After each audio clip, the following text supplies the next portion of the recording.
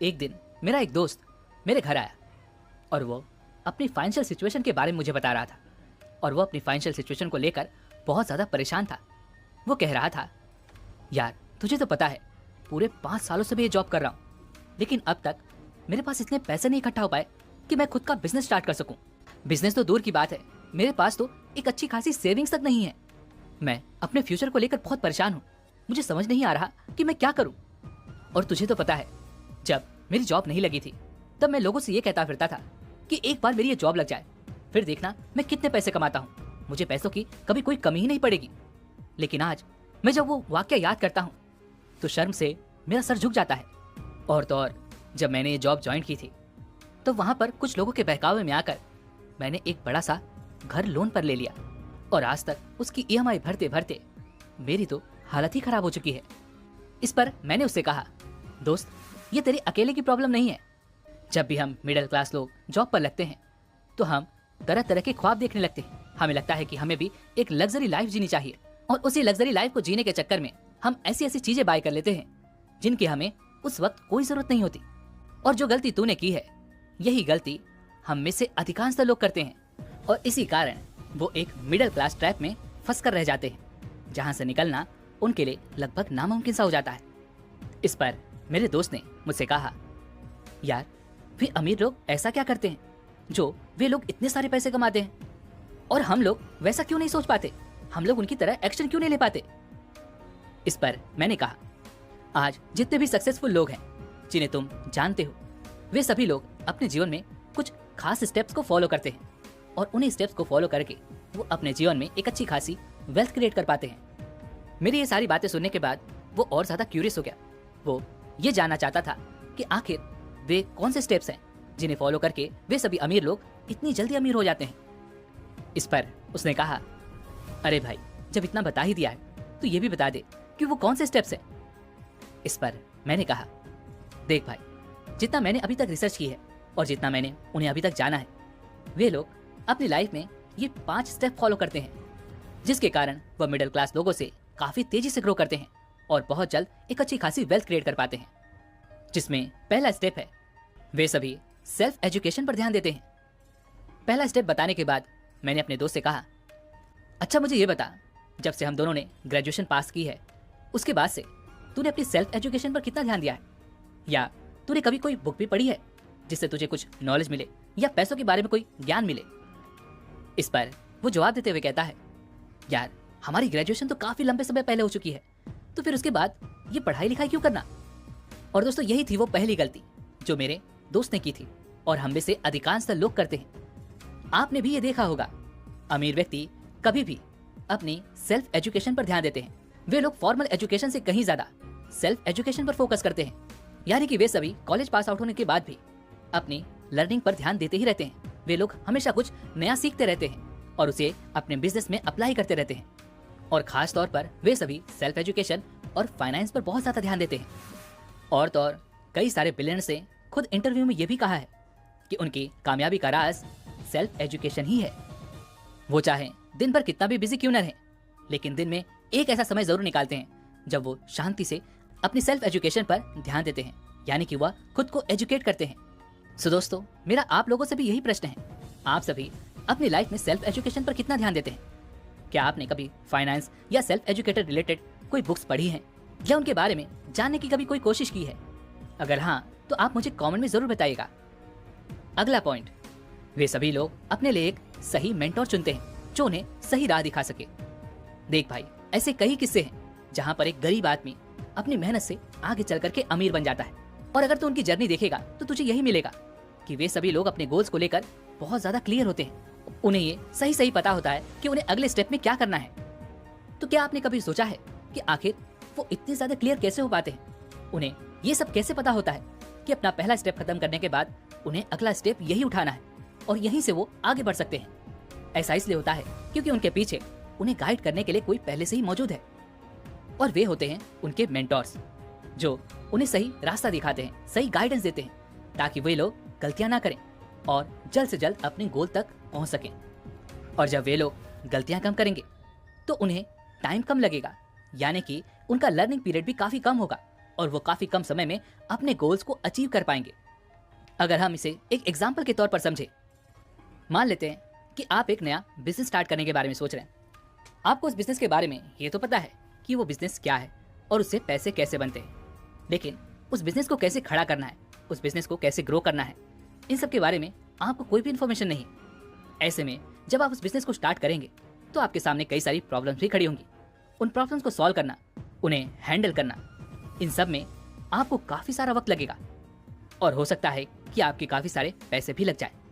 लेकिन वहीं पर अगर आपके पीछे कोई है जो आपको गाइड कर सके, जो आपको ये समझा सके कि उन प्रॉब्लम्स को कैसे सॉल्व करना है, उन समस्याओं को कैसे हल करना है, तो आपका काफी सारा समय बच जाएगा और आप अच्छा खासा मुनाफा भी कमा पाएंगे।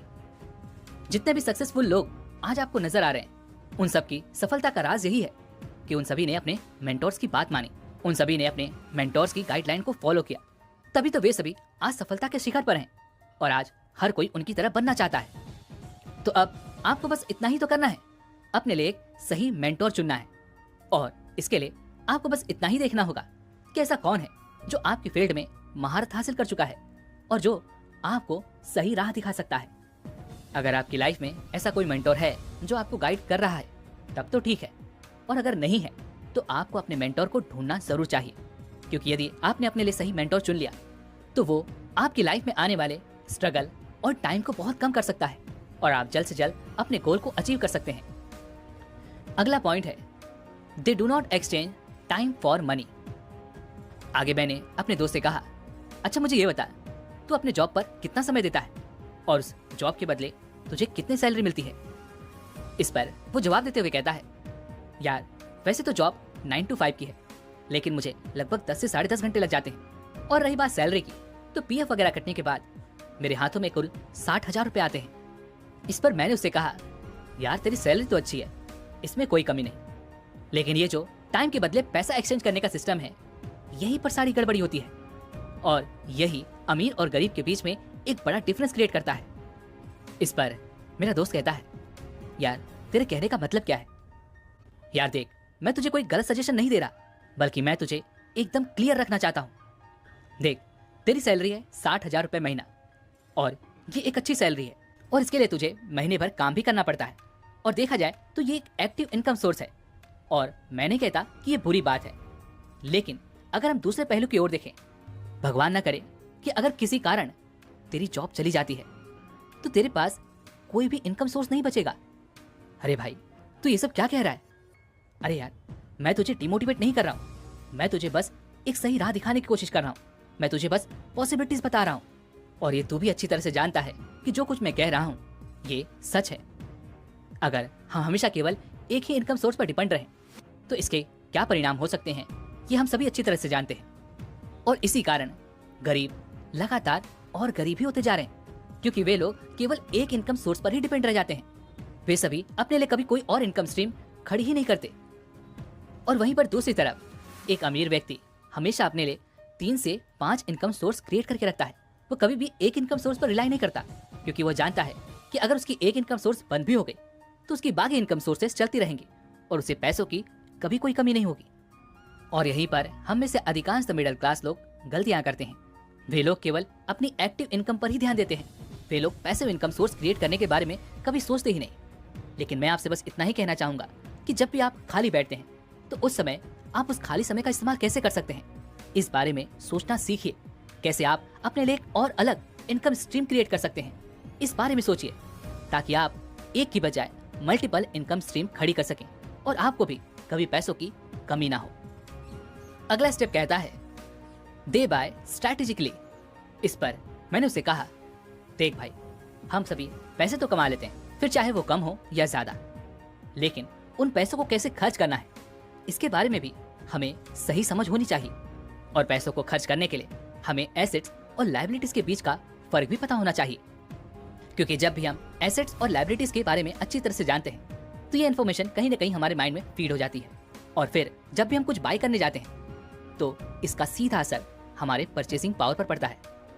आपने देखा होगा कि कई सारे रिच जब उन्हें कोई लायबिलिटीज खरीदने का मन भी करता है तो वे लोग पहले ये चेक करते हैं कि क्या उनके एसेट्स उन्हें इतना पैसा दे रहे हैं कि वो अपने इस लायबिलिटी के खर्चे को उठा सकें। अगर हाँ तो डेफिनेटली वो उस लाइबिलिटी को खरीद लेते हैं, लेकिन अगर नहीं तो वो इन चीज़ों से दूर ही रहते हैं। और वो तब तक दूर रहते हैं जब तक कि उनके एसेट्स इतने काबिल ना हो जाए कि वो उस लाइबिलिटी का खर्च आसानी से उठा सकें। और देखा जाए दोस्तों तो ये कुछ गलत भी नहीं है। हम में से अधिकांश लोग यही गलतियां करते हैं कि उनकी जेब में पैसा हो या ना हो, वो केवल दिखावे के लिए कुछ ऐसी चीजें बाय कर लेते हैं जिनकी उन्हें कोई भी जरूरत नहीं होती। जैसे कि तूने गलती की, तूने मुझे बताया था कि जब तेरी जॉब लगी तो तूने शुरुआत में ही एक बड़ा लोन लेकर एक बड़ा सा घर ईएमआई पर ले लिया, जबकि तू ये जानता था कि उसके साथ साथ तेरे सर पर और भी खर्चे पड़ेंगे।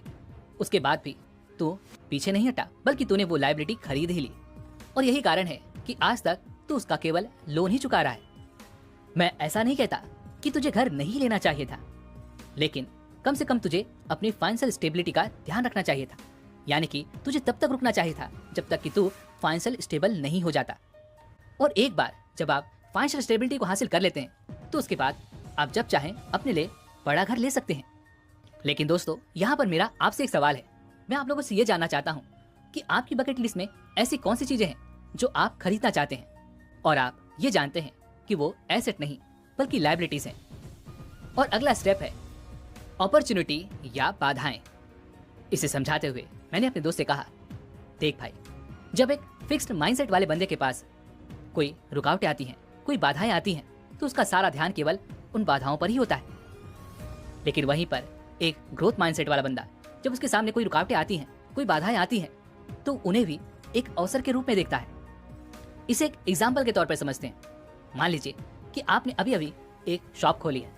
उस शॉप में उतने कस्टमर नहीं आ रहे जितना कि आपने अनुमान लगाया था। अब ऐसे में एक फिक्स माइंडसेट वाला बंदा यहाँ पर यही करेगा कि वह उस दुकान को बंद करेगा और वहां से चलता बनेगा। लेकिन वहीं पर एक ग्रोथ माइंडसेट वाला बंदा अपनी गलतियों को समझेगा।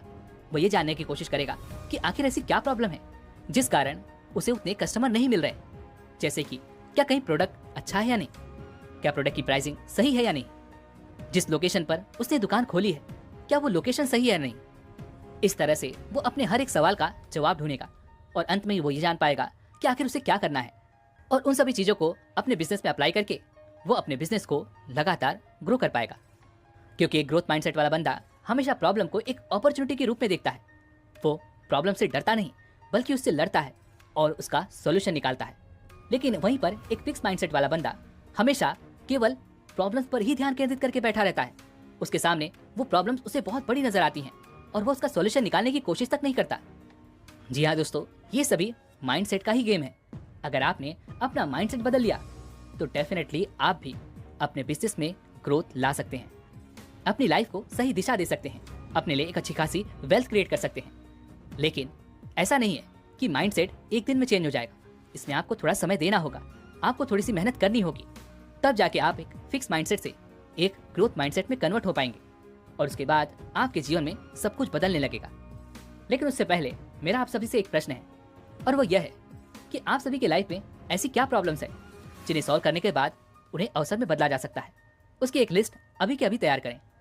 और अगर आप अपनी लाइफ में सचमुच ग्रोथ पाना चाहते हैं तो आप इन पॉइंट्स को जरूर ध्यान रखिएगा। जी हाँ दोस्तों, अमीर बनने की शुरुआत पैसों से नहीं बल्कि राइट पाथ को चूज करने से होती है।